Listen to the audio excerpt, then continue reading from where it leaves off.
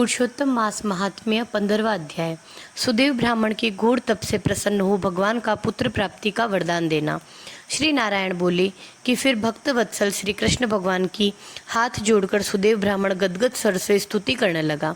हे देव देवेश, त्रिलोक्य को अभय देने वाले, हे प्रभु, हे सर्वेश्वर, आपको नमस्कार है।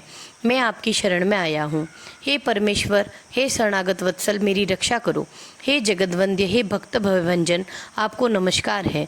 आप जय स्वरूप है, जय को देने वाले हैं, जय के स्वामी हैं, जय के कारण हैं, विश्व के आधार हैं, विश्व के एकमात्र रक्षक हैं, दिव्य हैं, विश्व के आधार हो, विश्व रूप हो, फलों के बीज हो, फलों के आधार हो, फलों के मूल हो, फलों के दाता हो, तेज रूप हो, तेज के दाता हो, सब तेजस्वियों में श्रेष्ठ हो। हे कृष्ण, हे विष्णु, हे वासुदेव, मैं आपको नमस्कार करता हूँ। हे जगत प्रभु, आपकी ब्रह्मादि देवता भी स्तुति करने में समर्थ नहीं है। हे जनार्दन, मैं अल्प बुद्धि वाला मंद और साधारण मनुष्य आपकी स्तुति कैसे करूँ। मैं आपका अति दुखी और दीन भक्त हूँ, मेरे को आप कैसे त्यागते हो। हे प्रभु, आपका लोक में लोक बंधु नाम व्यर्थ है। वाल्मीकि बोले, इस प्रकार स्तुति कर सुदेव ब्राह्मण हरि के आगे खड़ा रह गया। तब हरि भगवान उसकी स्तुति सुनकर मेघ के समान गंभीर वाणी में बोले कि हे वत्स, तुमने बहुत ही कठिन तप किया है, अतः हे महाप्राज्ञ, हे तपोवन, जो इच्छा हो वो वर मांग लो। मैं तुम्हारे तप से बहुत प्रसन्न हूँ, तुम्हारी इच्छा पूरी करूँगा। ऐसा दारुण तप किसी ने भी नहीं किया। सुदेव बोला कि हे नाथ, हे दीन बंधो, हे दयानिधे, यदि आप मुझ पर प्रसन्न हैं तो हे विष्णु, हे पुराण पुरुषोत्तम, मुझको एक श्रेष्ठ पुत्र दो। हे हरे, पुत्र के बिना पूरा गृहस्थ जीवन मुझे अच्छा नहीं लगता। ब्राह्मण के ऐसे वचन सुन के हरि भगवान बोले कि हे ब्राह्मण, पुत्र के अतिरिक्त सब कुछ तुम्हारे लिए दूंगा। हे वत्स, तुम्हारे भाग्य में पुत्र सुख विधाता ने नहीं लिखा है। मैंने तुम्हारे बाल पटल के सभी अक्षर देखे हैं, परंतु उसमें तुम्हारे 7 जन्म तक कोई पुत्र नहीं लिखा। इस प्रकार वह ब्राह्मण हरि के वज्र के समान निष्ठुर वचन सुनकर जड़ से कटे वृक्ष की तरह पृथ्वी पर गिर पड़ा। पति को गिरे हुए देखकर उसकी स्त्री अत्यंत दुखी हुई और स्वामी को पुत्र की इच्छा से रहित देखकर रोने लगी। फिर धीरज धर के पति से गौतमी बोली कि हे नाथ, उठिए उठिए, क्या मेरे वचन आपको याद नहीं है कि जो कुछ विधाता ने भाग्य में लिख दिया है वही सुख दुख प्राप्त होता है। इसमें रमानाथ क्या करे।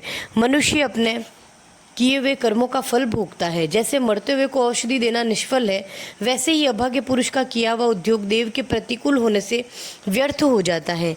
यज्ञ, दान, तप, सत्यव्रत द्वारा हरि का सेवन श्रेष्ठ है, किंतु इनमें भी सभी वेदों में भाग्य फल श्रेष्ठ है।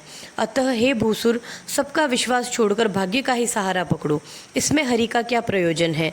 इस प्रकार पति के असह्य तीव्र शोक युक्त वचन सुनकर उसके दुख से दुखी हुआ गरुड़ शोक सागर में डूबी हुई ब्राह्मणी तथा ब्राह्मण को देखकर हरि भगवान ने विनम्र हो बोला, हे दीन बंधु, हे दया सिंधु, हे भक्तों को अभय देने वाले, हे प्रभु, आज आपके भक्तों के दुख को ना सहने वाली दयालुता कहाँ चली गई।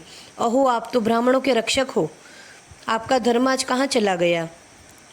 अपने भक्तों को देने के लिए आपके हाथों में चारों प्रकार की मुक्ति रहती है, तो भी आपके भक्त उत्तम भक्ति की इच्छा करते हैं, मुक्ति की कामना नहीं करते। इसके आगे 8 सिद्धियां दासी के समान ही रहती है। ऐसी तो आपकी आराधना की महत्ता जो कि सर्वत्र विख्यात है। फिर इस ब्राह्मण की पुत्र कामना को पूरी करने में भला आपको क्या परिश्रम है। भला हाथी का देन दाने वाले मनुष्य को अंकुश का दान देने में क्या दुविधा हो सकती है। अब आज से कोई भी मनुष्य आपके चरण कमलों की सेवा नहीं करेगा, क्योंकि जिसके भाग्य में जो लिखा है उसको वही निश्चय मिलता है। इस प्रकार अगर लोक में विश्वास होने से आपकी भक्ति लोप हो जाएगी।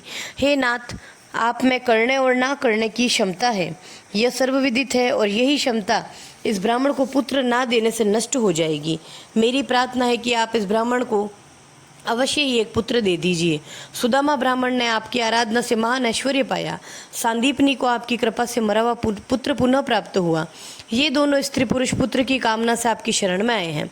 श्री नारायण बोले कि इस प्रकार गरुड़ जी के वचनों को सुनकर विष्णु भगवान अमृत तुल्य वचन बोले, हे गरुड़, हे वैनतेय, इस ब्राह्मण को वनांछित एक पुत्र शीघ्र ही दे दो। इस प्रकार हरि ने अपनी इच्छा के अनुकूल वचन सुनकर गरुड़ जी का हृदय प्रसन्न हो गया और तत्काल उस दुखी ब्राह्मण को एक अनुरूप भव्य पुत्र दे दिया। बोलिए पुरुषोत्तम भगवान की जय।